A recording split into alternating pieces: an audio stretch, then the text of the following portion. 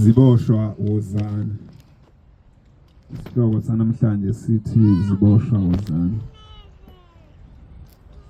Singabantu bantwana basekuphameni abanenhlahla ngendlela esimangaliso ukuthi esikhathini samanje uthe makufika isikhathi sendlala yezwi likaNkulunkulu kodwa uNkulunkulu wasivulela isikole la sizofundiswa khona ukuthi uNkulunkulu kufanele simkhonze kanjani, indlela kaNkulunkulu ihamba kanjani. Usho kanjalo ubaba uMelusi ngesabathe ledlule wathi akathunyanga ukushumayela kodwa uthunyelwa ukufundisa. Nathi ke njengabafundi siyasilindeleka ukuthi sedlulise lokho uthisha wasezulwini asifundise khona.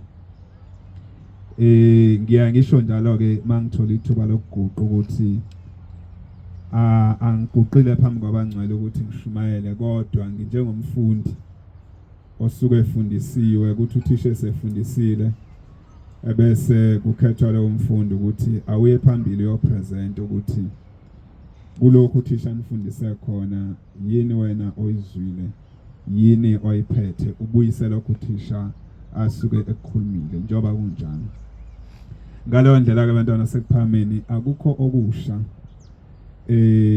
okuzoqhamuka kimi kodwa kuzoba yikho ukukhumbuzana ngalokho uthisha wasezulwini asifundise khona. Njengoba seshilo umfundisi wenkosi ukuthi ngiyumntwana wakhona la ekhaya. Mhlawumbe abanye bazomangala ukuthi wakhona la ekhaya nje usebuyaphi ngoba last week ubengekho ngaleli aviki ubengekho. Ngumuntu bantwana sekuphameni ngenxa yazizimo zokuphila kwala emhlabeni ngathola itoho ngale endaweni yase Rustenburg. Ngayo ke impi yomubi yokulwa nomsebenzi kaNkulunkulu. Lo msebenzi ungisebenzisa kakhulu nangamasabatha. Enyangeni ngithola isabatha eli1. Nalokho ngiyakubika phambi kwaNkulunkulu wasekuphameni ngisaguqile ukuthi ngiwumuntu onesimo esinjalo. Ma ingilosi zethempeli ingangiboni nabangcwele bengangiboni. Bazi ukuthi ngisuke ngayihlalele ngisuke ngalovile kodwa ngisuke ngibanjwe yiwo umsebenzi. Ngiyakubika ke lokho phambi kwaNkulunkulu wasekuphameni futhi ngiyacela ukuthi angikhumbule ngoba ukuthi sihlangane kanje nokuthi sihlangane ngalolu suku kuumthetho kaNkulunkulu kuyasiphoqa. Siselapho nje bantwana basekuphameni ngaphambi kokuba singene esihlokweni ngizocela nje sifunde isihlabelelo 73 nesihlabelelo 154. Isihlabelelo 73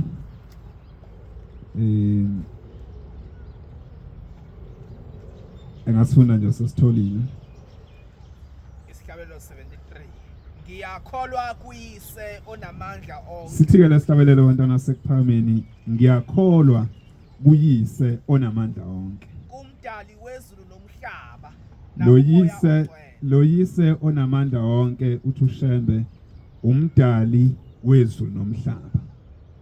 Nakumoya oyingcwele. Nakumoya oyingcwele. Nakuyo ihamente eyingcwele yamaNazaretha. Nakuyo ihamente eyingcwele yamaNazaretha. Nobudlelwane babangcwele baseNazaretha. Nobudlelwane babangcwele baseNazaretha. Amen. Izinto ezimenshiniwe labantwana sekuphameni uyise obizwa ngomdali wezulu nomhlaba kufanele sikholwe kuye umoya oyingcwele bese sikholwa nakuhamente eyingcwele yabaseNazaretha. Ngicela ufunde futhi isihlabelelo 154.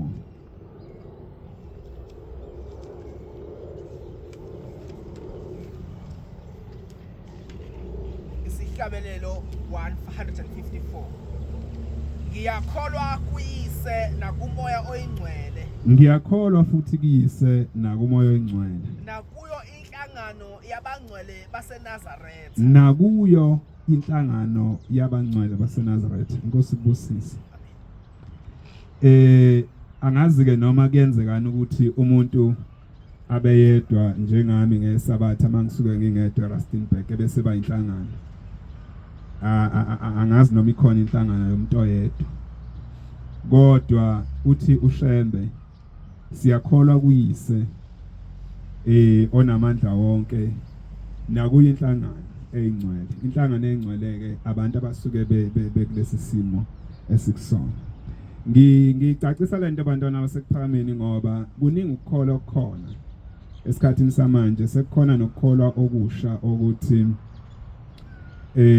ngizolalela nje kakhulukazi sesineyinkonzo eziba online umuntu athi hayi ngizolalela ngibe khona la endlini there is no need to go to church uNkulunkulu ungakimi konke kukimi izinto ezinjalo kodwa enkolweni kaJehova eyobuNazaretha asinayo into enjalo abantwana asephakameni sikholwa kuJehova umdali wezulu nomhlaba nakumoya oyingcwele nakuyo ihamente eyingcwele bengikhuluma ke ngosuku lwesabatha nje kafishane abantwana asephakameni ukuthi noma izwe linje noma izimo zikhona kodwa size singayilibali indaba yosuku lwesabatha ngoba indaba enkulu kakhulu ngaphambi kokuba sikhuluma ngeinto zonke akufanele size siyilibale akufanele noma sikhuluma ngayo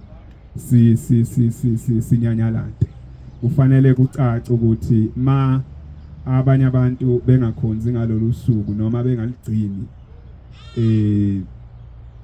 benzani uNkulunkulu basho ukuthini siselapho nje futhi ngicela ungifundela futhi incwadi ka Exodus 31 noma nje ungaqala ku verse 13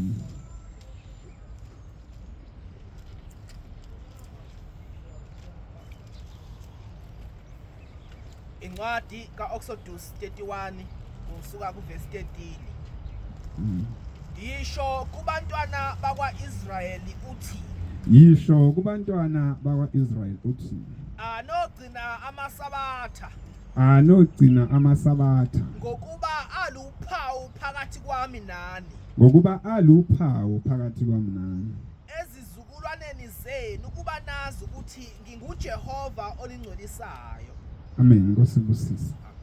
Bengithanda le verse ethi amasabatha aluphawu phakathi kukaNkulunkulu nathi. Uphawu ke bantwana basephameni kuthiwa yini? It's a mark, not a sign. It's a mark. Le emakhaya la sibuya khona beyingekho amathikithi ezilwane. Ma kufanele ubonakalise ukuthi lesilwane sakho bekunophawu olwaziwayo ukuthi uphawu la kaZulu lonje, uphawu la kaNcumalo lonje, uphawu la kabani lonje. Uphawu nje lakithi kwakuba iskei nesila senkonjane. Mawufuna inkomo noma imbuzi uzobuza ukuthi uphawu layo lonjani. Bese usho ukuthi iskei nesila senkonjane bese kuthiwa sibonile imbuzi enjalo enophawu njalo. So imphawu ke beyingafani. Lithi ke iBhayibheli isabatha liwuphawu phakathi kwethu noNkulunkulu. Kusho ukuthi ngesabatha uNkulunkulu ukwazi ukubona ukuthi lo mntwana ungowami. Kusho ukuthi mawungaligcina usuku lesabatha awunalo uphawu olubonisayo ukuthi ungumntwana kaNkulunkulu. Noma ungasho ngomlomo ukuthi umntwana kaNkulunkulu, kodwa ngokungaligcini isabatha usushilo ukuthi awuyena umntwana kaNkulunkulu, awunalo uphawu.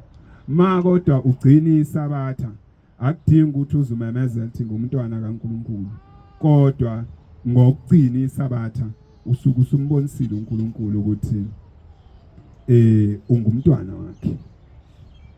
Mhlambe nje ngaphambi kokuba sidlule asifundeni kancane ukuthi izinto nje ezisobala umuntu agcina ngazi isabatha Exodus 35 ukuthi ke ma umuntu ke esethi ngifuna ukuba umntwana kaNkulunkulu sengizwile ukuthi aligcinwe isabatha siligcina kanjani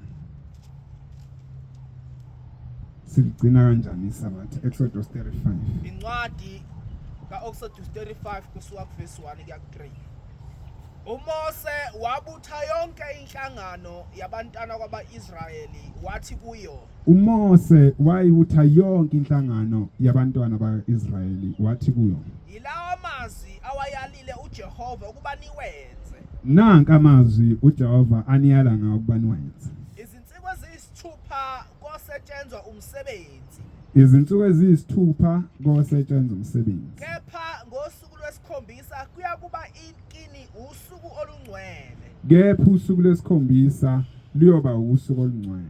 lube yisabatha lokuphumula likaJehova. Lube yisabatha lokuphumula likaJehova. Bonke abenza umsebenzi ngalo bayabulawa. Bonke abasebenza ngesabatha bayabulawa.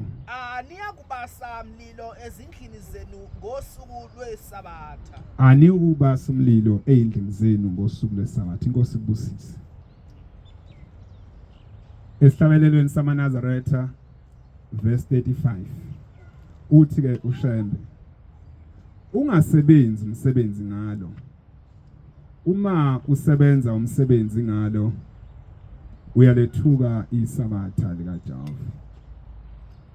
Lo ungumthetho wokuthi uyawusebenza izinsuku eziyisithupha kuphela. Ngosuku lwesikhombisa usuku lokuphumula wena nabendlu yakho. Lungumkhosi kaJehova oyingcwele olokudumisa uJehova kuphela. Amen. Lethelizwe likasima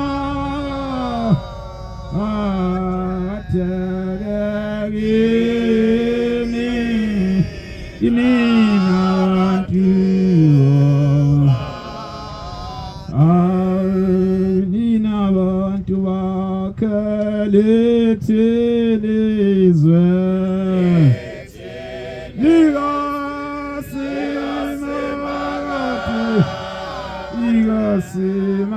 Simagategi inina bantuba agade ngasebenzi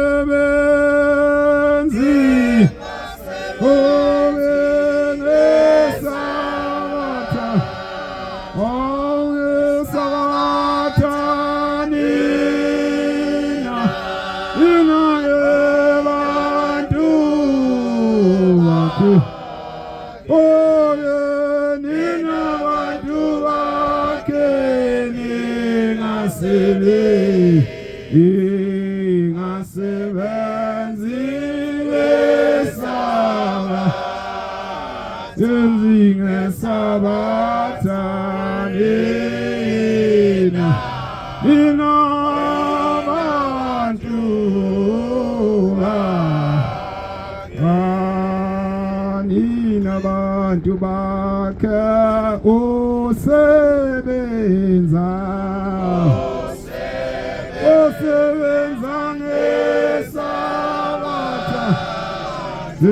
ngesabatha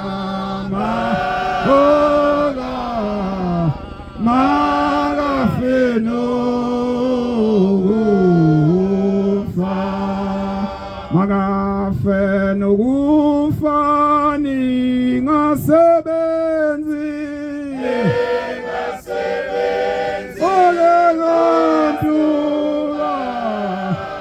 oke bantu bakhe ngaye alelisabatha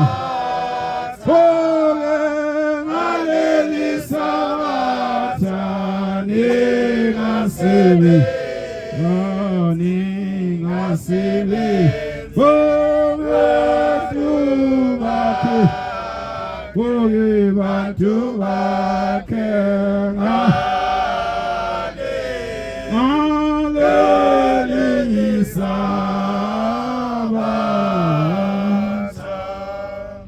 umthetho owabekwa ukujezisa abantu abasebenza ngesabatha kwakukufa. lesi sijeziso sikwenza ubone ukuthi isabatha lalinto enkulu kangakanani noma linto enkulu kangakanani uNkulunkulu. Lokhu ngikuchazela abantwana basekuphameni ukuthi noma isikhathi esikuso silento esiyo noma sebekhona abantu abafana nami abaye bekuncamela ukuthi luphuke usuku lwesabatha ngoba bayosebenza. Nami ngisuke nginezizathu zokuthi ngilambile. Angisho ukuthi kufanele silaxaze umsebenzi kodwa ngiqonda ukusho ukuthi konke kusuke kunezizathu kodwa akushintshe umthetho kaNkulunkulu. Usuke umi ngaleyo ndlela osuke umi ngayo. Abantu abadumaza isabatha nabasebenza ngesabatha kusuke kufanele befe. Ileso isijeziso uNkulunkulu ayisibekile. Umlando bantwana basephameni ophambi kwethu uyasitshela ukuthi ngonyaka ka70 AD kwaba nempi enkulu eJerusalem. Abezizwe amaRoma bayichitha inkolo kaJehova. Balwa nokhokho bethu physically. Kwabulawa amaJuda abalele esigidini embili mangaphosisi. Bakuchitha konke okaJehova. Emveni basebechithile konke okaJehova base bebeka imithetho. Le mithetho abayibeka kwakuyimithetho emisha emelene nemithetho yenkolo kaJehova. Bathe sebeyibekile le mithetho base bethuma ithunywa zabo ukuthi aziyofundisa abantu abathi bafuna ukukhonza uNkulunkulu ukuthi abangasamkhonza uNkulunkulu ngendlela athi akakhonzwe ngayo kodwa abamkhonze ngokulandela le mithetho yabo asebeyibekile imithetho emisha. Imithetho kaNkulunkulu miningi bantwana basekuphakameni kodwa abezizwe kukhona imithetho abenza isiqiniseko sokuthi bayayichitha ngokubhala phansi ukuthi lize lingenzeki iphutha lokuthi ingachithwa le mithetho base beyayibala. Leyo mbhalo abayibhala ikhona emlandweni ibizwa ngamaCreeds. Abantu abasenkolweni yamaRoma bayayigcina leyo mithetho kodwa abatshenwanga ukuthi phulani imithetho kaJehova. Banikwa imithetho yamaRoma eyayizochitha imithetho kaJehova. By keeping the laws yamaRoma automatically babechitha imithetho kaJehova. Kodwa akubanga ukukhuluma kuphela, akubanga ukubhala kuphela, kodwa kwaba isenzo. In short ngizocela nje ukufunda eminye yemithetho abayishaya ebizwa ngamaCreeds bechitha ngayo inkolo kaJehova. Kuleyo mthetho isabatha kaze belishiye benze isiqiniseko balula ukuthi isabatha alichitheke. Le mithetho uba kumele usesenzele umsebenzi omkhulu avela ayibhala nangesiZulu kodwa ngoba singabantu abasesilungwini nabantu abaningi phakathi kwethu bafundile nabantwana sesinabo sebengene izikole zesilungu. Ngizocela ukuyifunda nje ngesingisi le creed. Le creed yasha amaRoma inikeza ke thina ukuze sisuke enkolweni kaJehova. It reads as follows. I renounce all customs, rites, legalism, unleavened breads, and sacrifices of lambs of Hebrews, and all the other feasts of Hebrews, sacrifices, prayers, aspirations, purifications, sanctifications, and propitiations, and fasts, and new moons, and Sabbaths, and superstitions, and hymns, and chants, and observances, and synagogues. Absolutely everything Jewish, every law, rite and custom, and if afterwards I shall wish to deny and return to Jewish superstitions. Or I shall be found eating with Jews, or feasting with them, or secretly conversing and condemning the Christian religion instead of openly confuting them and condemning their vain faith. Then let the trembling of Cain and the leprosy of Gehazi cleave to me, as we all the legal punishments to which I acknowledge myself liable. And may I be an anathema in the world to come, and may my soul be set down with Satan and devils. Iyo-ke ikriti eyayichitha konke okukaJehova phakathi kwemthetho abayichitha. Babala isabatha, babala amahubo, babala indlela yokukhonza, konke uNkulunkulu asibekele khona bachitha. Ngithena-ke lento akusikho ukuthi iyakhulunywa nje kuphela, kodwa ubufakazi bayo buphambi kwethu. Njengoba sihlangene namhlanje nje, sihlangene ngosuku lwesikhombisa, u7th day okuyisabatha. Ma uNkulunkulu edala izulu nomhlaba, lithi iBhayibheli wadala kwa day 1, day 2, day 3 up to day 7, waphumula ngo day 7. Kodwa amakholwa amaningi ahamba ngendlela yamaRoma echitha inkolo kaJehova nemithetho yakhe awasahlangani ngo day 7, bahlangana ngo day 1. Ma uthi uyabuza ukuthi kanjani bakhuluma izaga nezisho ongakaze uyibona. Njengoba sikhona nje namhlanje sibuya ku weekend kuthiwa ya Good Friday ade kugujwa ukuvuka nokufa kaJesu. Apart from confusion yokuthi ufa avuke ngezikhathi ezingafani, kodwa okunye okuyekudide ukuthi amakholwa agcina sethawalazi usuku lesabatha ukuthi linini obethi inoma iluphi.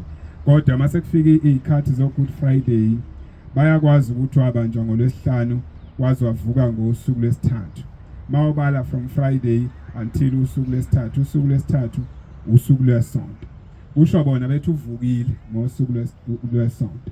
So mayeba njengolwesihlanu wavuka ngosuku lwesonto, kwenzeka kanjani pho usuku lwesithathu lungasaziwa ukuthi iluphi? Iluphi usuku oluphakathi kweFriday neSunday? It's Saturday okuyisabatha. Kodwa amakholwa athi awasalazi usuku lwesabatha ngoba lokho bakutshenwa ngabezizwe ukuthi luchitheni lolu suku likaNkulunkulu. Ngiyedlula ke kulokho bantwana sekuphakameni bengithinta nje indaba yesabatha ngoba uthi uShembe ilona eliwukhiye, ilona eliphethe izinto zonke. iBhayibheli lithi isabatha ilona eliwuphawu phakathi kwethu noNkulunkulu. Isihloko engithe sokhuluma ngaso ke sithi ziboshwa uzana. Ngizocela sifunde kusahluko 141 kuTestament elikaMoya Engcwele. Isahluko 141 sizoqala kuverse Sihloko sakhona sithi imphefumulo eboshiwe nekhulekile. It's page 46 468 Gak 476. Page 468 Gak 477. from this. It's verse. Seruqale ku verse 12. Sizofunda lapha ku page 468 kusuka ku verse 12. Isihloko sithi imphefumulo eboshiwe nekhululekile. Kukhona abantu abangasakwazi ukukhuluma. Kukhona abantu ababoshiwe abangeke besakwazi ukuthi bona ngokwabe bawakhululo amafindo aboshiwe noma bekwazi ukusikhipha kulawo majele ngelinye ilanga ngake ngakudlulisa kwabangcwele ukuthi wathi lo muntu wasezulwini ukuba lapha kwethu kunezizathu kithi sonke. Oh, nxese konje awuphathanga lokhu njani manje? Hleze ungezwakala. To save time, ngicela ukuthi ngifunde la ukuze ungafundi ngiphinde ngifunde. Ngicela ukufunda ngizoqala ku verse 12. Sengikhohliwe ukuthi awuphathanga imike. Ngiyaxolisa. Verse 12 uthi kukhona abantu abangasakwazi ukukhuluma. Kukhona abantu ababoshiwe abangeke besakwazi ukuthi bona ngokwabo bawakhulule amafindo aboshiwe noma bekwazi ukuzikhipha kulawo majele. Ngelinye ilanga ngake ngakudlulisa kwabangcwele ukuthi wathi lo muntu wasezulwini ukuba lapha kwethu kunezizathu kithi sonke ngaphandle komuntu othunywe uSathane ukuthi eze lapha ukuzosebenzela yena. Kodwa kubantu abeza lapha kulokhu kukholwa kunezizathu. Ngesinye isikhathi ungabona ulapha esontweni kodwa ungasazi izizathu. Wena ucabange ukuthi kungenxa yokuthi wena wezwa uma kukhulunywa, wezwa uthanda ukulandela. Bakhona nabanjalo, kodwa angizukhuluma ngabo. Ngizokhuluma ngabantu okwathi uma ngabe umndeni usuboshiwe. Kukhona abantu abangakaze bayihlanganisa nokukholwa beselapha emhlabeni. Bese kuba khona abona bekholiwe bengamaNazaretha baphula umthetho kaNkulunkulu. Benza okubi phakathi ebandleni, bakhipha ngisho imphefumulo, abanye bekholiwe. Basebenza ngenhliziyo abayinikezwe uSathane, bayilahla inhliziyo abayinikezwe uNkulunkulu kaShembe. Kukhona abantu abona, kodwa uma esefika phambili uthi ke unkosazana kukhona abantu okuyaye ukuthi uma sekufikwa endaweni ethile lapho sekufanele khona ukuthi umuntu awele, abese umuntu wenza izifungo zokuthi nanxa ngingazange ngayigcina imithetho kaNkulunkulu, kodwa nangu nozibanibani ngifunga ngaye ukuthi ngalomntwana ngicela ukuthi ungithethelele ngaye. Bese uyakuhlenga, akuhlenge wena othunyelwe kuleli bandla, akucelele nezinto ezinhle kuNkulunkulu khona elapho, akucelele athi Nkosi ngiyamcelela ukuthi angahlupheki, ngiyamcelela ukuthi awuthole umsebenzi, ngiyamcelela futhi ukuthi aphile. Bese kuthi uma ngabe izinto sezilungile, yebo kunjalo, sisuka sibonga endaweni eyiyo ngoba usuke ecele kuye uNkulunkulu wathi Nkosi ngicela ukuthi umuphe. Kodwa uthi uma usufika lapha kulokhu kukholwa, ngoba noShembe wakusho ukuthi khumbulani imindeni yenu, esho khona ukuthi asinikelele, engasho ukuthi asicele utho kuyo. uShembe wayengasho ukuthi asidumise yona, wayengasho ukuthi asiphakele ukudla, wayengasho ukuthi asihlabele izinqama ezikhona emhlabeni nezinkabi, wayethi asikhumbule ngoba ihambe yonile, ngoba ihambe ingenzanga kahle. Imindeni iyawadinga amanzi okuphuza engaseni ukuwathola, kepha esezowathola ngomndeni lona osele lapha emhlabeni uma ukhala kuNkulunkulu. Uthi ke unkosazana, ngoba nami angazi nawe awazi, akukho lizwi elafikayo kumuntu lisho ukuthi wena njengoba ulapha ukhona ofungile ngawe, othena uyacela ukuthi uNkulunkulu akugcine uphile, akuphe nomsebenzi ukuze ukwazi ukumlungisela izinto zakhe. ngithi ke bantwana basekuphakameni noma uShembe akusho ngike ngasho ukuthi kwakungaqali ukuba kusho unkosazana wayeqhubekisa ivangeli elavulwa uShembe mhla ekhuluma namaNazaretha ethi khumbulani imindeni yenu ngoba uma ningayikhumbuli iza kunidonsela odakeni. Amen. Ngisuke ku verse 12 nama ku verse 28. Lento bantwana basekuphakameni angazi noma kukhona yini la umuntu athi wake wayizwa khona ukukhuluma ukuthi akufane nalokho. Lokhu kukhuluma abantwana basekuphakameni akukho ndawo futhi ngeke kuze kube khona ndawo ngoba njengoba sibuthene lapha kwafika umuntu wasezulwini phakathi kwethu isimangaliso sikhona. Makhulunywa ngomuntu wasezulwini kukhulunywa ngengilosi. Uthi ubaba uMelusi kwakumhla ka4 January 2010. Uma ifika ingilosi uthi afike yaguqa phambi kwakhe.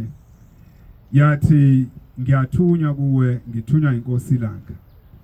Ithi inkosi ilanga yakha indlu kaJehova. Ithi ke ingilosi indlu kaJehova ke yibandla. Ithi ingilosi kuleli bandla uyofundisa abantu akazisho ukuthi amaNazaretha akaze isha amaKristu kodwa yathi uyofundisa abantu indlela eyiyo yokukhonza uJehova. Endleleni eyiyo yokukhonza uJehova kuthiwa uyothathele eBhayibhelini nasesihlabelelweni samaNazaretha. Ithi ingilosi ayikho into uShembe umprofeti ayibhala esesihlabelelweni ephambana nebhalwe eBhayibhelini. Lokhu kukhuluma abantwana basekuphakameni kukhulu ngoba kumgogodla wobukhona bethu kuyinsika yethu kwizinto zonke kithi.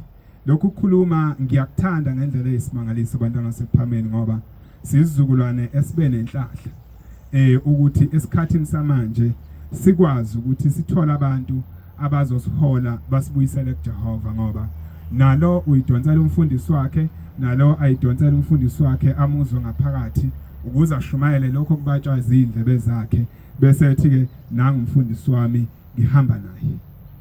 Kodwa abantwana basephakameni lendlu esikuyo leli bandla esikulo belingekho libe khona nje manje emveni kwa2010 ngezwi elafika lifika nengilosi kwathiwa biza abantu abafuna uJehova ubafundise ngoJehova. Kodwa sithe sesifundiswa ngoJehova in a process bantwana sephameni ngoba uNkulunkulu esimkhonzayo uJehova umusa wakhe uhlezi phakade. Kwangasabi ukukhonza uJehova kuphela kodwa kwasekubukwa nempilo zethu ukuthi impilo zethu zimi kanjani. Laba abantu bayahlupheka, laba bantu banosizi abasebenzi, laba bantu baphila nemphefumulo eboshiwe. Kunabantu bakubo nabantu basemakubo nabasemakhawoma babo ababoshiwe. Lezi ibopho ezibabophile azigcini kubona ziyahamba zize izobopha nalabo basemhlabeni. La sizulu likhuluma ukuthi yini okufanele yenzeke ukuze labantu besizakale. La seliyakhuluma izulu ukuthi kufanele labantu besizakale kanjani. Kulama verse esiqeda kwafunda umama umfundisikazi wayechaza yona leyo ndaba yethu ukuthi njengoba silapha abantwana sekuphameni sibiziwe sinikezwe imandate yokuthi sizokhonza uJehova. Kodwa ekukhonzeni kwethu uJehova izulu libukile ukuthi akukuhle ukuthi labantwana behlupheke kanje. Kwase kuthunyelwa usizo. Singabantu bantwana sekuphamene bebeboshiwe. Singabantu abebeboshwe ngendlela eyisimangaliso, siboshwe emimoyeni yabantu abafile. Sikhonza lemimoya kuthiwa ingamadlozi ethu, kuthiwa iwobaba bethu, iwomkhulu bethu. Kodwa masithi siyayithenda le moya singabuyi nalutho olunye ngaphandle kosisi.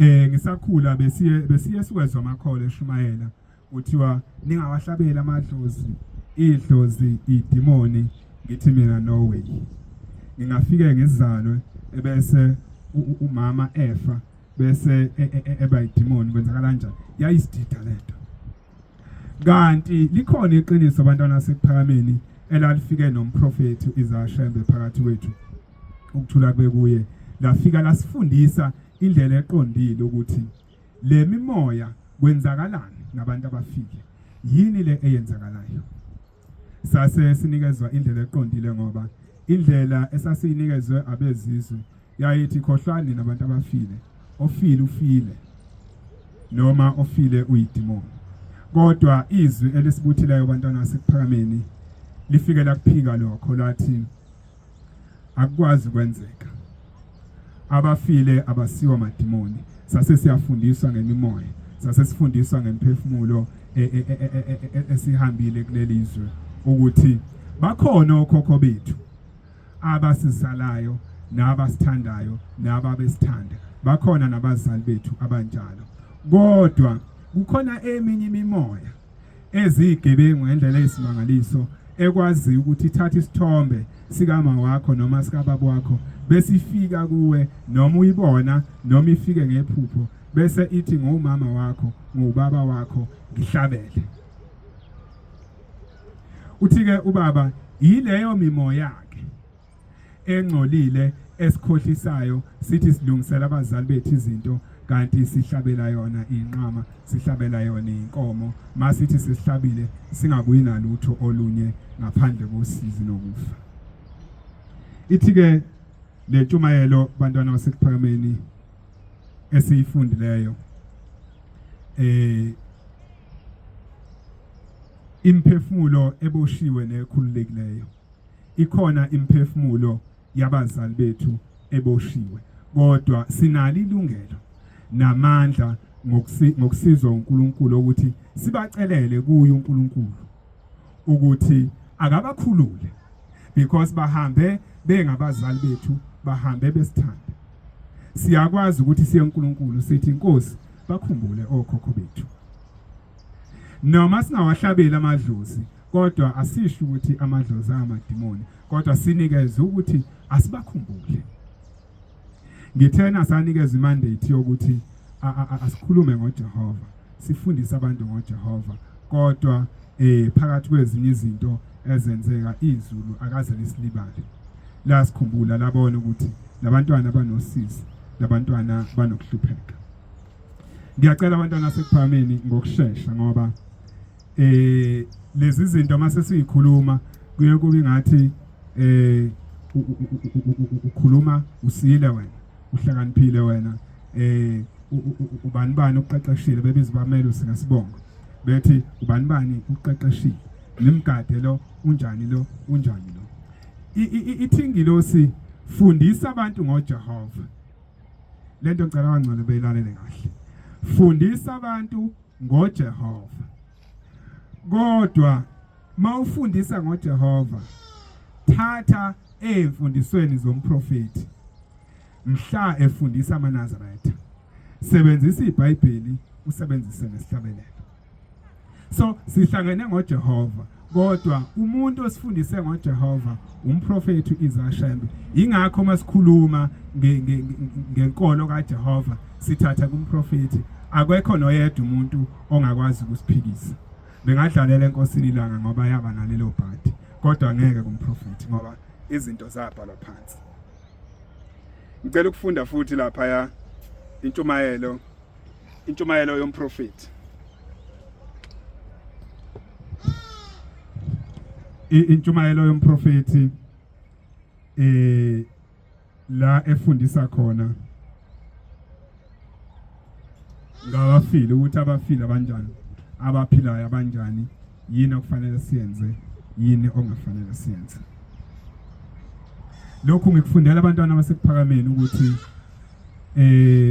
noma singabantu abanosizana noma singabantu ukuhlupheka okubuye kusifice kodwa ngiyaye ngithi mina mangifica ukuhlupheka ngijabule ngingajabuleli ukuhlupheka ngijabulela ukuthi at least isolution engabizi ima-1000 isolution yasezulwini isikhona phambi kwethu uma ngisahlela uNkulunkulu kuyogcina ukushemba ilokho kuye kungijabulisa uthi ke umprofeti siyakholwa ukuthi kukhona ukungena emzini oyingcwele lapho kubuthene khona abasekuphakameni uJehova umnini mandla wonke uyise wabamkhonzayo ulomuzi angeni noma munye ogama lakhe alilotshiwe encwadini yokuphila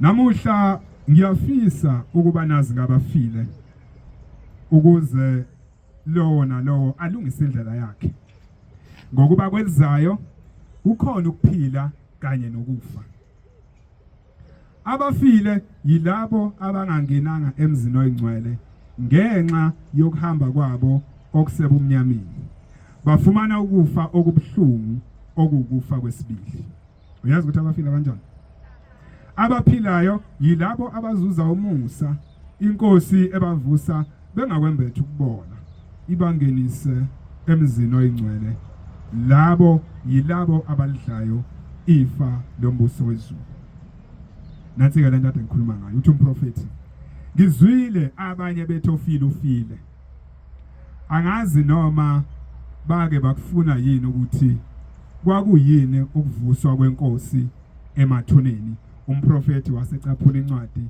kaPetro oqala isahluko 3 verse 18 to 20 ngicela siyifunde ngoba asijwayele ukuyifunda ngicela siyifunde ngoba uma sithi umprofeti wabuyisa inkolo kaJehova nalezi zinto asifundise zona zayivele ezulwini kufanele lokho kufakazeleke ufunda nje noma ngafunda ngomlomo ngizomemeza ngoba incwadi emfishane uPetro oqala isahluko sesithathu from verse 18 kuya ku20 incwadi kaPetro oqala isahluko sesithathu uverse uqala ku18 kuya ku20 ngokuba naye uKristu wahlupheka kwabe kanye ngezono ngokuba naye uKristu wahlupheka kwakanye ngezono olungileyo ngenxa yabangalungile olungileyo ngenxa yabangalungile ukuba asiyise kuNkulunkulu ebulawa enyameni kepha ephiliswa emoyeni ebulawa enyameni kepha ephiliswa emoyeni ehamba ngawo ukushumayeza omoya basekuboshweni ehamba ngawo lo moya ukushumayeza omoya ababoshiweyo lento ade shosha abakade bengalaleli lapho ukubekezela kaNkulunkulu kubalindele izinsukwini zikaNoah umkhumbu sakhiwa laba bangalalelanga ngenkathi izwi lithi abantu ababuyele kuJehova nangalesikhathi izwi likaNkulunkulu limemeza ngoNoah lithi abantu abayemkhunjini bangalalela leyo mimoya wayehamba ngomoya uyashuwa eyoyifundisa abayingcosana abasindiswa ngawo abayingcosana okungukuthi abayishagalombili ngawo amanzi amen ngiyabonga Nkosi kubusisa uyaqhubeka ke umprofeti uthi uma inkosi yavuswa kukhona ukuvuka kwabafileyo nxa kungekho ukuvuka kwabafileyo kavuswanga nayo uKristu nxa nithi nina bokukholwa nimunye naye nikuphika kanjani okuyiqiniso nikuphika kanjani ukuthi okholwayo egameni likayise nelakhe nelomoya naye uyovuka ngokuba emunye naye na nina abantwana basekuphakameni yazini lokhu namuhla ubusisiwe umuntu ongamthuka uyise nonina ethi bangamadimoni njengokwenza kwabangaqondi bephendukezela ivangeli belenza indaba yawo yomdlalo kuhle ukuba ngisho kini ngithi indawo yabaphilayo ikhona kini kanye nezingelosi ohamba ngokulunga inkosi yokumvusa imngenise eparadise okungumbuso wayo osekuphileni okuphakade ngiyazi ukuthi abafile bayisihibe kwabaningi ngenxa yokweqiwa uthando lwabo kuhle ukuthanda umzali wakho nesihlobo sakho lokho akukubi kuJehova kodwa ningaweli ekubathandeni ukwedlula uThixo funa niduke nenze okuphambene nomyalo enginiyala ngawo nenayalwa ngawo kuMateyu 10:34 ngeke sifunde nizwile emthethweni wayizolo ukuthi anisekwakhonza amadlozi nomthetho othi anisahlangani nabafowenu abenza okunjalo ngoba abenza okunjalo bayanengeka kuJehova bantwana banhliziyo anisekubahlabela okhokho benu kodwa okwenu kuhle ukubani bakhumbule elatini elikhulu emzini kaJehova ekuphakameni kunokuba nenze njengalabo abangenayo uThixo bantu bami ukufika kwethu kulomhlaba kwaba ukuzokhulula amathambo alele othulini lomhlaba nemimoya yoyihlo entuntayo eyayihlala emathanjeni njengezinyoka sesifikile thina boshembe take note of that sesifikile thina boshembe khumbula ukuthi ushembe ufikile nobuNazaretha bungasekho sebaqedwa uthi kushembe sesifikile thina boshembe oyihlo bavuka emathuneni bahlabelela bethi kade sivalelwe deda singene simkhonza uJehova namuhla vuliwe masango uma ngabe abantu bebazi bebezobuthana kanye nathi ekuphakameni sikhalela abasekufeni ngoba basosizini sazizonxusa ukuba bagezwe bathathelele izono zabo bangene emzini oyingcwele ngicela ukuma labantu abasekuphameni ngithi le ndaba ngiyithanda ngoba abanye bethu lapha sikhulele kulibandla lamaNazaretha akaze sisonte kumaKristu kodwa zonke lezi zinto besingazazi kodwa malifika izwi lasezulwini lithi fundisa abantu ngoJehova thathela kumprofeti ukubuyela kwethu kuJehova kusenze sabuyela kumprofeti ngokubuyela kumprofeti lwaphela usizi lwethu bantwana basekuphameni indaba ezinkulu zihlala ikhulunywa lapha phakathi kwethu ezinye zisakhulunywa namanje sizohlala futhi siyikhuluma ngeke siyithule ngoba lezi indaba zingufakazi bokuthi kwenzakalani mhla sibuyela kuJehova masithi abantu ababuyele kuJehova sisuke sazi ukuthi sichaza ukuthini ngoba mawubuyela kuJehova kuxazululeka zonke inkinga obunazo einsukwini kade sihambile siye ekhaya elikhulu ngenxa yendaba ezisimangaliso ekhulunywe phakathi kwethu niyayazi bantwana basekuphakameni ukuthi ubani ongakhuluma lento ubani ongakutshena lento esizwile nami ngeke ngitshena abantu ngoba abantu masikhuluma bathi niyadlala nina niyadlala ukukhohliswa we naphupha besho konke abakushoyo kodwa abazi ukuthi ukhona umuntu wasezulwini okefike avula isandla kanje isandla esinamehlo bese kuvela abantu abangasekho emhlabeni bese ethi uyambona loyana njobe ehlupheka kungenxa kananga umuntu wakubo uboshiwe njoba kunjena kwenziwa ukuthi u1 no2 no3 ungayithatha phi la nto leyo esikhathini esiphambili ingilosi ikhuluma indaba eyisimangaliso yalo yababa womndeni wakwaMpanza ithi niyambona njoba eza uyowuthatha umphefumulo kaMfundisi kodwa ukhanda shisa lo muntu akatshena akezwa ngamuntu mawumtshena wenza iopposite talent omtshena yona uthi njoba nithi umfundisi akaphile nje ufuna ukumbulala yena ukuze umfundisi engafi mtsheneni ukuthi akambulali nizobona umhlolo base beyitshena le ndoda kwathiwa mbulala umfundisi yajika yashikela indoda yathi ngeke ngitshena yini mina ningobani yabuyela emuva akazafi umfundisi ungayithatha phela into leyo abantu abasephambili kodwa zonke lezo zinto sayifunda ngokuthi sibuyele kuJehova ngikumentionile abantwana asekuphameni ukuthi sikhule abanye singamaNazaretha umfundisi uhlala exoxa indaba ngihlupheka kwakhe ukuthi wagijima kanjani kuthiwa hamba esontweni uzosizakala uyonikela ethi uyanikela befika abantu bembulele engabe bakhipha izwi lithi inkosi kubusise bafike bambulele washona komhlaba uyalingana washona apho umfundisi uhlale ekhuluma lezo ndaba kungalungi lutho uthi umfundisi ayikho into eyayilunga kodwa wathi mhla ebuyela kuJehova zanqamuka izibopho ngelinye ilanga ngathi ngizindaba ezisimangaliso ubameli usuyikhulumile ngesonto ledlule indaba kaMfundisi yanansi insizwa khona phambi kwethu ngathi ngeke ngizoyibonela akaze kwenzeke into nje sesizwe isimangaliso abantwana basekuphakameni ukuthi lifikile izwi lamiyala umfundisi ukuthi ungawenzi u1 no2 ngoba uma wenza u1 no2 no3 kuzoba intombazana ngale ase u4 now aya 4 yonke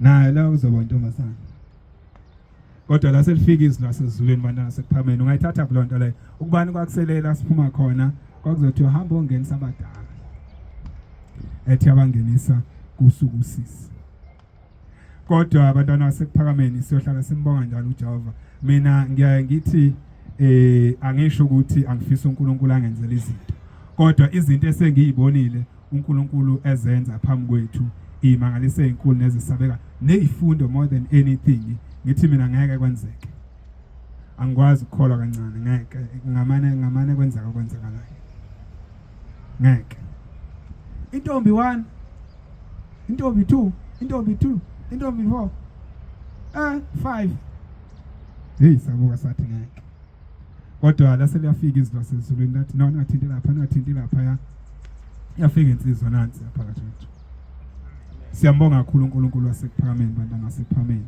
siyohlala sidumisa ngoba lezi zinto noma besikhona sibuthanda umNazaretha sifuna ukukhonza uJehova simthanda noShembe kodwa bekungacaci ukuthi uShembe ubani uze kuthiwa uNkulunkulu uyayifihla ungasifanele wenze njani uthi uyaNkulunkulu kuthiwe ngeke umsamo wakho ungalungile kungacaci ukuthi ikupho kikho kodwa lafika izwi lasezulwini aqaqeka amafindo abantwana basekuphameni sakhululeka namhlanje sikhululekile ngoba sesiyakwazi ukuthi kufanele sidile kanjani nemoya kufanele sidile kanjani nezinto zemindeni yethu ngithi ke ngiyabonga abantwana basekuphakameni ngizibongela mina ngisibongela thina sonke ukuthi lezi zinto bezusizi ngoba abazali bethu siyabathanda kodwa ubuvela uboshwe kuthiwa ngeke kulungele utho ungawulungisile umsamo hamba ubahlabele namanje noma sikhuluma into eqondile nezwakalayo ukuthi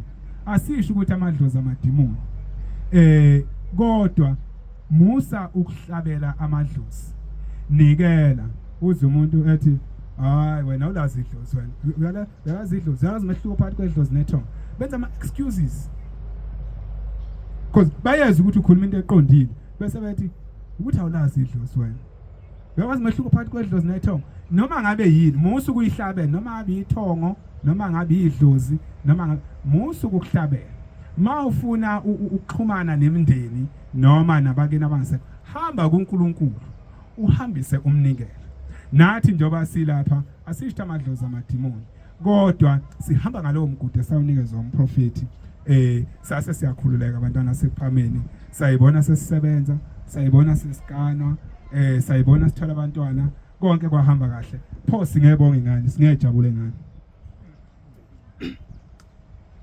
namhla njena liswa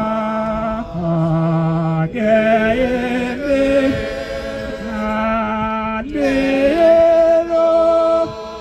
lelo lizwi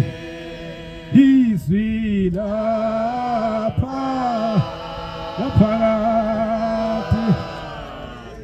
159 namhlanje yena alizwa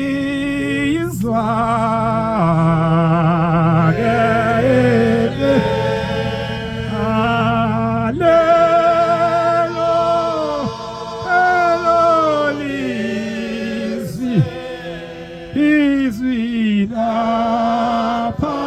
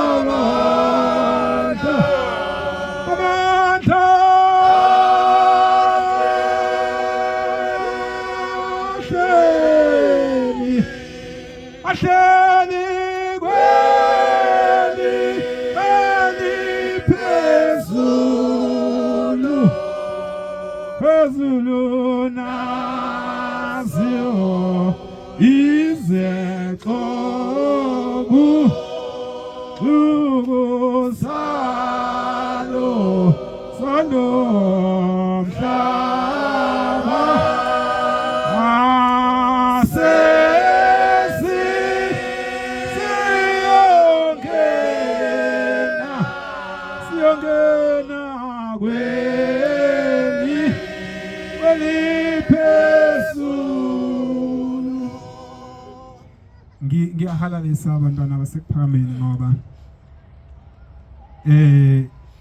abantu babhajiwe osizini lemoya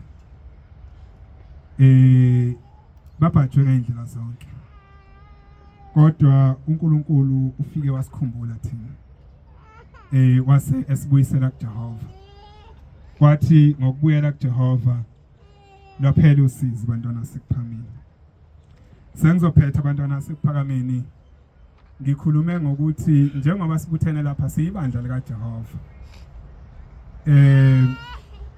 sizokhonza uJehova kodwa in a way masikhonza uJehova ukwazi ukubona izinto ezisihluphayo bese edila nazo zona masifika lapha asifikanga sathi sizonikela asifikanga sathi size ngendaba yabantu bakithi abangasekho kodwa sathi sifuna uJehova sathi masithi sifuna uJehova la selibuke izulu ukuthi bayamthanda uJehova kodwa nansi inkinga babanjiwe abasebenzi abagana ababathola abantwana kwase kubheka ukuthi inkinga ikuphi yasitholakala inkinga kwase kuthiwa asiyeni kuJehova ngendlela uShemba asifundise ngakhona ukuze sixazulule lezi zinto kodwa abantwana basekuphakameni I'm emphasizing this because lezi zinto uShembe wayeyikhulumile wazethula kumaNazaretha kodwa ngaphambi kokuba athule lezi zinto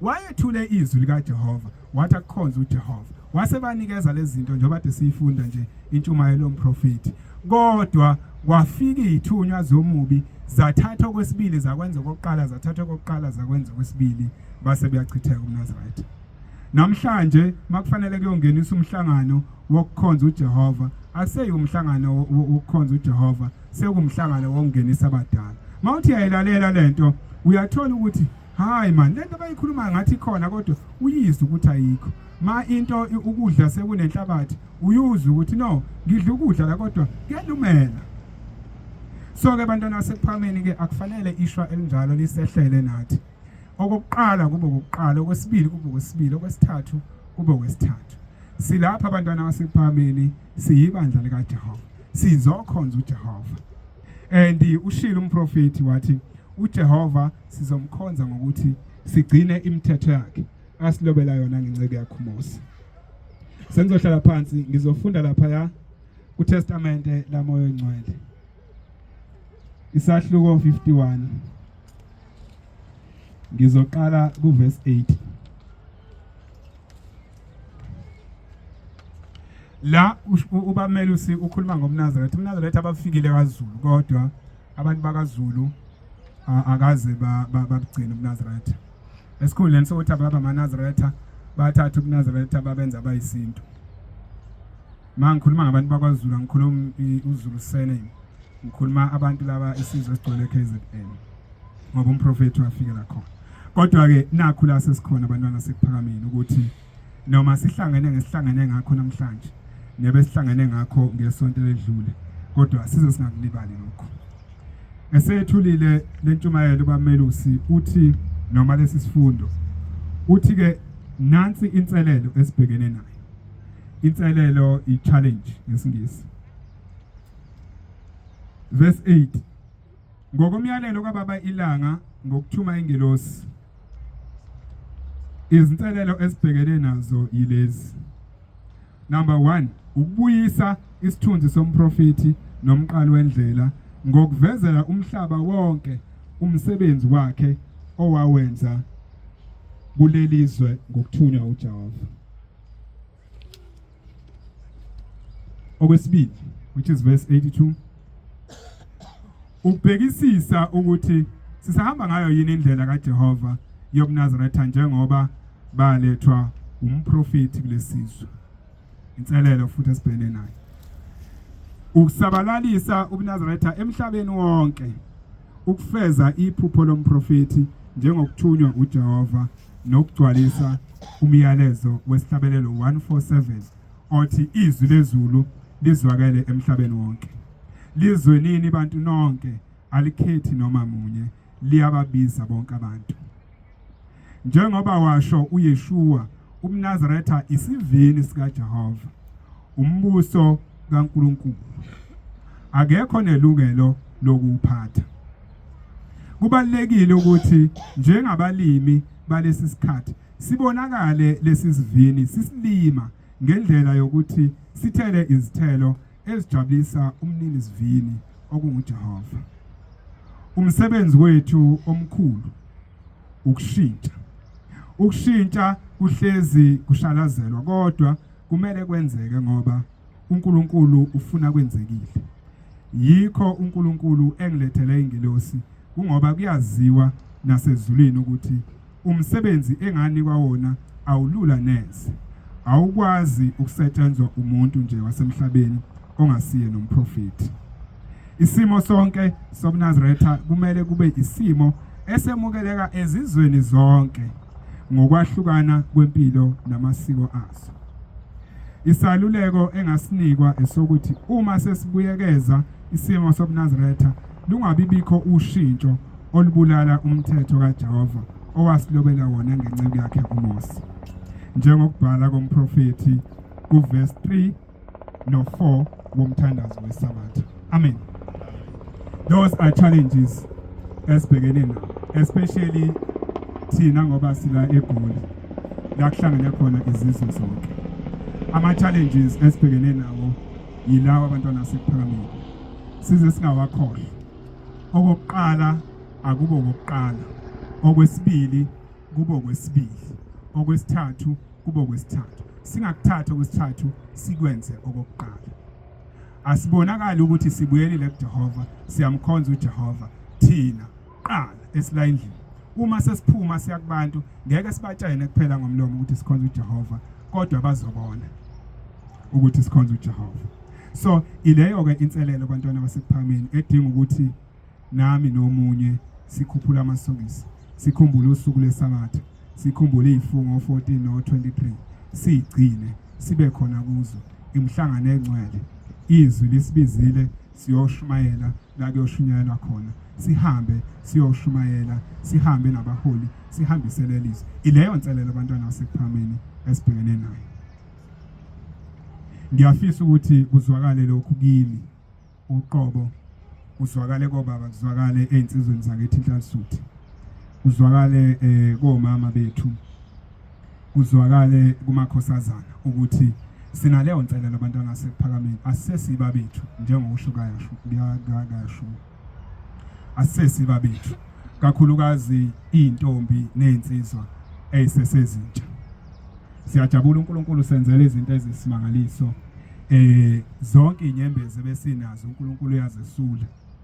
Sike sahamba isikhathi eside samajuba sindiza njengasodanti, lamadoda angaka kodwa nkosami kuzothiwani kodwa uNkulunkulu lokhu esibusise njalo sasijabula ngalezi nyanga sajabula namanje nayizolo sajabula obviously nakusasa nje eduze mhlambe sojabula ngazi bantwana sephambili siyajabula kakhulu siyambonga uNkulunkulu wasephambili sengathi kungakuhle konke siyababona amakoti abahle ngendlela esimangaliso abange bahle ebusweni bahle ngoba bakhonza uNkulunkulu sinenselelo abantwana basephakameni if you join us you must know ukuthi ujoyina obani inselelo ithini sithunyiwe akukho kunye akukho esikuthandayo sithanda uJehova kuphela ngike ngalalela umprofetikazi ekhuluma indaba eyisimangaliso ngidlula kulento ngoba sinabantu abasaqeda kuganana kubalekile ukuthi lezi zinto sizazi uyabona mawulalela umprofetikazi ekhuluma ngezinto ezenzeka eAmerica uvela umangale because lezo zinto lezo la eSouth Africa ikhona ingena kakhulukazi kubantu besilisa nabesifazane uma kuukuthi kuyaganana angisayiboni lento hawu nansi uthi umprofetikazi khona i-prophecy yakhe ene title ethi A Closer Look at Sin. It was part 1. Uthi umprofetikazi kodwa besho ngesingisi uthi kuyisono ukwenza sengathi unothe kubeni ungenalo ukhuluma ngalento eyenzeka ku Facebook ukuthi umuntu aye enkundleni yokuxhumana aveze uhlobo oluthile lempilo olungekho lento abantu balesikhathi abayithandayo ukuthi I must take pictures ngisendaweni ethize or I have this azi ukuthi leyo nto ayikho uyaqhubeka umprofetikazi uthi getting into sin is a process and getting out of sin is also a process. So njengoba silapha abantwana siphameni akekho ongcwele umshumayeli wakithi wayevama ukuthi sizophephethana nami ngiyaphephetha nani ningiphephethe silwela ukuthi singabi naso isono sonke sibe ngcwele ingabi khona into esiyithandayo ngaphandle kokuthi sithande uNkulunkulu ziningi kakhulu izono ezisangena la eSouth Africa nengekho kude nathi oyuthi mawuthi yabuka nasendlini kaNkulunkulu ubone ukuthi how yini lento enziwa lo muntu ingakuhlali kahle ucabanga ukuthi ngoba mhlawumbe wanongo masuthi ulalela umprofetikazi ubone ukuthi hawu kanti izono ezenzeke eAmerica okuze kwathunywa umprofetikazi ukuthi azoyikhuza phakathi kwazo umprofetikazi ukhuluma ngobungqengile uthi abantu baseAmerica babhajwe sonweni sobungqengile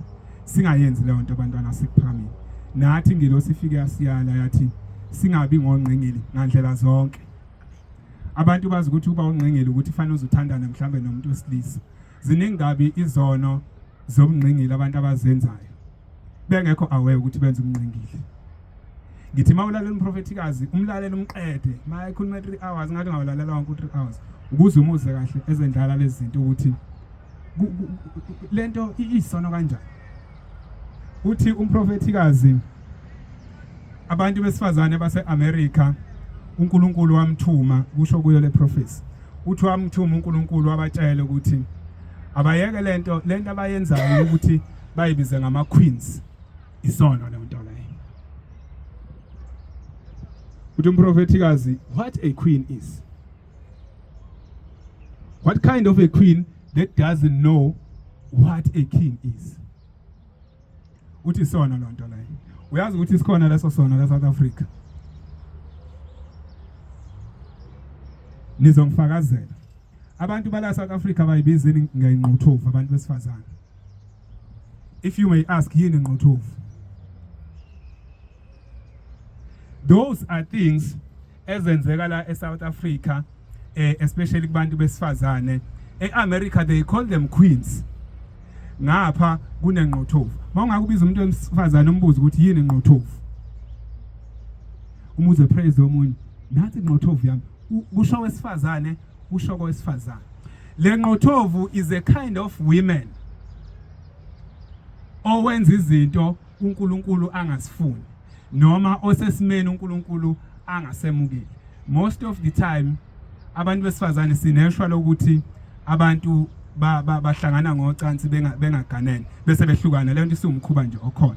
Mhlawumbe umuntu ezebe nezingane ezintathu bese eba kuthiwa yini single mother or single parent. Angikwazi ngesingisi kodwa kuba nengane nomunye umuntu kube yibaby mama or sort of. Leyo nto iyimpilo engeyinhle apart from ukuba isono. Iyimpilo engeyinhle. Abantu besifazane go through some hardships because of that. Instead of repenting bebuyele uNkulunkulu basithobe bakhonza uNkulunkulu bafune nosizo ngendlela, they praise themselves bethi bazinqothovu just because you are raising kids uwedwa. Through that bengesono kangaka ukuthi uthola abantwana ongashadile, kodwa through that bese uba nesono sokuba inqothovu. Uyinqothovu ngani? Uyinqothovu simply because ukhulisa abantwana ubaba wabengekho. Uyinqothovu because awuganile. You think you are strong. Sikhona especially on the side of men. Siyakwazi ukuhlala isikhashana eside singaganile, kodwa ngeke ungiswe ngiyophoza ma Facebook ngithi ngiyinqothovu because angiganile. Because I know ukuthi ayikho into awukwazi ukuba inqothovu ngalawo nto.